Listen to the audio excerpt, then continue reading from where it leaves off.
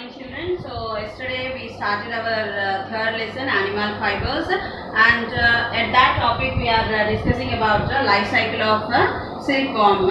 In the life cycle of the silkworm, the first stage yesterday I discussed with you. It is the silk moth. Means the other name for this silk moth is butterfly, or according to the scientific, it is the name of silk moth is Bombyx mori.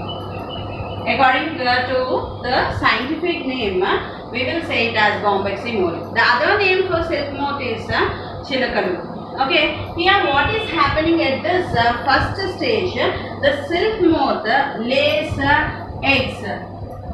You can see here, this is the first stage, this is the second stage. At the second stage, we can see that the silk moth lays around 500 eggs at one go on the mulberry leaves. Where it will be? On the mulberry leaves. The silk moth lays around 500 eggs at one go and it will die. Which silk moth? The female silk moth lays around 500 eggs on the mulberry leaves at one go and it will die. After that, slowly you can see that at the stage, the third stage, we can say that it is insta stage. Slowly the eggs develop into larva. What will happen at the third stage? This is the first, this is the second, and this is the third stage. At the third stage, the eggs starts developing into the larva. In the larva stage, you can see that this is the first, this is second, this is third, this is the fourth stage. At these the four stages, we will say that insta 1, insta 2, insta 3, insta 4. At these four stages, the larva feeds on these mulberry leaves. The larva feeds on these mulberry leaves and it slowly develops into, the larva slowly develops into a caterpillar form. It develops into the caterpillar form. This is the third stage of the silk moth. First stage is, it is a silk moth. It is an adult female silk moth we are taking. At the second stage, it lays around 500 eggs at one go. In the third stage, the eggs starts developing into larva, and in the larva stage, it is having four stages: insta 1, 2, 3, 4. At these four stages, that is from 30 to 35 days, you can see that the larva feeds on the mulberry leaves and it develops into an adult caterpillar. Coming to the fourth stage, when we are seeing here, the larva converts into cocoon. The larva develops into cocoon. You can see that here at this moment the caterpillar releases the saliva. The saliva contains the proteins. What are the proteins present in the caterpillar saliva? You can see that it releases sericin and fibroin. What are the proteins released by it? Sericin and fibroin are the proteins released by the caterpillar. At this moment, you can see that the caterpillar, which was here, slowly, when it is releases the saliva, it converts into a thread, and slowly, totally, the caterpillar will be covered with this long thread. And here you can see that the cocoon will be formed. The larva totally covered with this long threads. The proteins which are released by these caterpillar forms the cocoon. This is the fourth stage, and this stage is called as the resting phase. What we will say this answer? This is called as the resting phase of the caterpillar, that is the cocoon stage. And what is the fifth stage of this one? At the fifth stage, we will tell it is as a pupa stage. At this pupa stage, what will happen means slowly the organs will be formed. We told that the caterpillar, the cocoon will be formed. Inside that, slowly to this caterpillar, the organs will be formed. How many days it will take for the organs to form means that is 2 to 3 weeks. Within 2 to 3 weeks, all the organs will be formed in the caterpillar, and finally the adult silk moth comes out from the, what is that, from the pupa. The adult silk moth comes out from the pupa. Try to understand. The first stage is silk moth. Next it lays around 500 eggs, and slowly it will be converted into caterpillar. At this stage it starts feeding on the mulberry leaves, and it develops into caterpillar, and it releases the proteins called sericin and fibroin. With that saliva it forms a thread, a long thread around itself. That is called as a cocoon, and this cocoon phase is called as resting phase. At this moment the caterpillar is taking rest inside these cocoons, and slowly within 2 to 3 weeks you can see that the organs will be formed in this what is that, pupa, and the pupa develops into silk moth within the period of 2 to 3 weeks, and the pupa will be broken and the silk moth will come out. This is the life cycle of the silkworm. This is the life cycle of the silkworm. Now what we have to know is that how these silk moths are reared. Okay, how we are getting silk from this one. We saw just now about the life cycle of the silkworm. Now what is the point we have to learn in this lesson is that we have to see that how the silk thread is taken from the cocoons, how they are weaving, spinning that one, weaving that one, do this, how they are making fabric with this one. We have to see this one. The main point is there. Did you understand what is the life cycle of silkworm? Next we are going to the main start. We have to know that mainly this silk center is at Horsley Hills in Chittoor district. Where we can find this one? In Chittoor district you can find. What is the name of that one? It is called as Horsley Hills in Chittoor district. Not one person or two persons. Many people are working under this silk industry or rearing of silk. Rearing of silkworms or silk moths. Silkworms. Rearing of silkworms to get silk is called sericulture. Is called sericulture. See here, rearing of silkworm to get silk is called sericulture. This point is very important. What is sericulture? What is sericulture means? Rearing of silkworms to get silk is called as sericulture. In our states like Andhra Pradesh and Telangana, we are having many centers where the silkworms are reared. Okay, and we have to see that we will have the big industries, and each and every industry will be divided into small cottages. Okay, means they will have small, means some will take silkworms for rearing for agriculture purpose, some will take the eggs, some will take the cocoons, some will take the what is that, silk moths, adult silk moths. So there will be a main deal or a main industry of this one where all the silkworms, the silk moths, eggs, then this weaving process, everything will be there. Again we will have the small industries where few people will take the silk moths, some will take some will rear only the silk moths, some will go with only the eggs, some will go only with the larva, some will go with only the cocoons. Okay, only the main center, in the main center you can see these all will be reared at one particular place, that is called as Horsley Hills in Chittoor district. And in both the states we are having different places where few people will go with moths, few people will go with egg, few people will go with larva, and few will go with the cocoons. Did you understand what they are going to do? First they will collect all the silk moths. And what is the work of these? All silk moths will be laid under the mulberry leaves. Okay, they will arrange the what is that, greenages. What we will say it as greenages. Means some iron meshes will be there like this. Very close meshes will be present We will have horizontally and vertically these meshes will be present. Here the silk moths will be there, and what they will do means inside this a white cloth will be there. Inside these green edges, a white cloth will be placed, and all the silk moths will lay their eggs on these white cloths.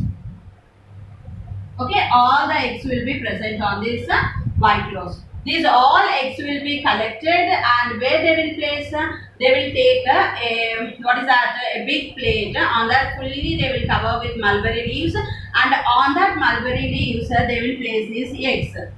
Slowly these eggs will develop into the larva stage. Slowly these eggs will be developed into larva stage, and at this larva stage they will feed on these mulberry leaves, and it develops. As I said for you, 30 to 35 days these larvas will feed on these mulberry leaves. At this moment you can see that the cocoon will be formed.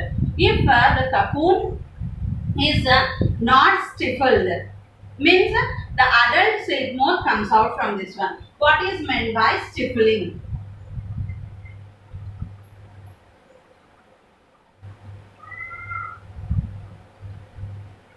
See here, the very important process is stifling. Stifling process. At this process, what is happening means we are boiling the cocoons. Boiling the cocoons is called as stifling. As I said for you, once the cocoon was formed, what will happen? Within 2 to 3 weeks, the cocoon develops. Means the organs of the caterpillar will be developed, and it comes out in the form of silk moth.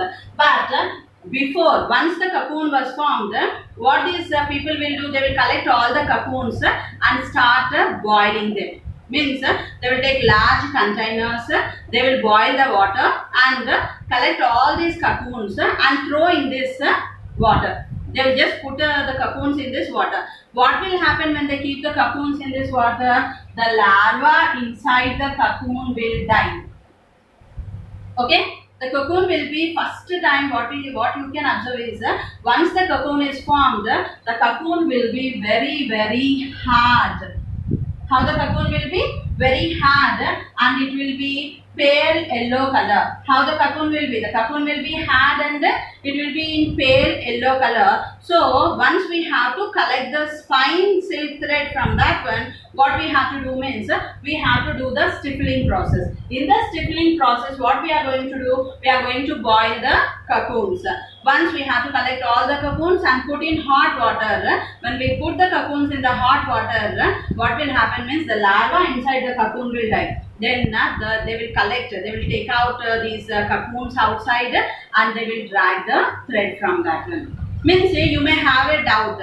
After the pupa stage, means when the adult silk moth comes out from the cocoon, then also we can collect the silk from that one, no teacher? Why we have to kill the larva and collect that one means once the adult silk moth comes out from the cocoon, we will not get the fine thread. The thread comes out from that one also, but what will happen? It breaks in the middle. We won't get the long and fine thread from that one. When we can get the fine thread from the cocoons means when it was formed, we have to do the stippling process.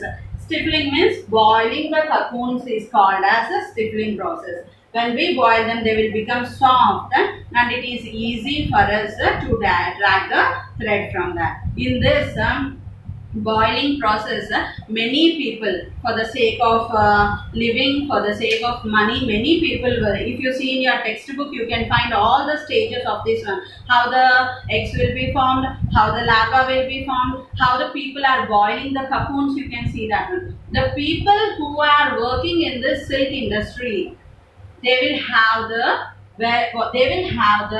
respiratory problems.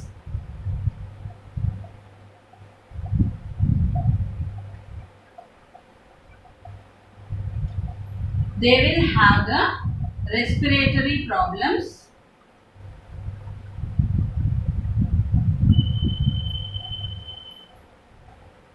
and the skin allergy. they will have the respiratory problem and the skin allergy. We all know that simply when when a caterpillar falls on our hand itself, we can see that after some time you can see that it is having a sticky stings, webs we are having. When it just moves on our hand, we can see that it changes, itching will be formed, red ashes will be formed on our hand, lot of allergic. You imagine that the people who are working in this silk industry, they are catching the cocoons, means the caterpillars, they are boiling that. There you can see when we kill the larva, a foul smell comes out from that one, and the people are inhaling that when they are boiling that. So the people who are working there, they will have the respiratory problems, and they are holding these caterpillars in their hand. They are catching the eggs, they are catching the larva, they are catching the silk moths, and they are working on this. So the people will have lot of skin allergies and respiratory problems. Did you understand? At the stippling process itself, they will collect the cocoons. Then after this, what they are going to do? After collecting this, they will drag the thread from the cocoons. We can see around 1000 to 3000 feet thread will come out from the cocoons, and these around 1000 to 3000 feet thread will come out from these cocoons. They will collect all the fine thread. Did you understand? After collecting the thread, what they will do means they will dye them. Dyeing means not killing, coloring. Okay, coloring the threads. Before coloring the threads, they will first they will bleach them. First the bleaching process, next the dyeing process. In the bleaching process, what we are doing means, I told that they will have a foul smell, the thread will be there. So bleaching process, what they will do means they will use some detergents and chemicals. Some detergents and chemicals will be used by them. For what purpose? To make the thread strong and to remove all the dirt what is present here on that one, or the allergic things what are present. So first what they are doing, they are bleaching. They will use detergent and chemicals to that one. And the second, after first stippling. Okay. Next, after stippling, what they are doing? They are bleaching that one. After bleaching, what they are doing? They are dyeing them. Means giving the different colors. We know that the fabrics will come in different colors like red, yellow, green, pink, whatever colors we have. So it is in the dyeing process. After dyeing, what they will do means they will combing. What is meant by this combing means, we know that whenever we take the thread, it will have some knots. చిక్కులు పడిపోతూ ఉంటుంది. So these knots, to remove these knots from that, they will use the combing process. At this process, what will happen? It will be whatever the knots are there, they will be removed and the thread will be smooth and fine without any disturbances. The combing process. After combing process, what they will do? They will go with the spinning process. They will go with the spinning. Next, finally weaving, and next to the fabric. Got the point? Next to the fabric. Try to understand here. First, what is happening? The last stage of this one, how the silk is prepared. How the silk is prepared. First process is, what is that? Already the life cycle you understood. In the cocoon stage itself, we are stippling. Okay, after stippling we are bleaching. Okay, after bleaching we are dyeing. After dyeing we are combing. After combing we are spinning. After combing we are spinning. After spinning we are weaving. After weaving, we are getting the fine fabric from this one. Try to understand. This is a flow chart of a silkworm. Stippling, bleaching, dyeing, combing, spinning, weaving, and we are getting the fabric. Did you understand that? Tomorrow we are going to see what are the where are the different places, means at which different places these silkworms are reared, and what are the different varieties of silk fabrics, the names of the silk fabrics, and not only this silkworm, another one more is there, the silkworm rears on another tree. That all tomorrow we are going to discuss. Thank you.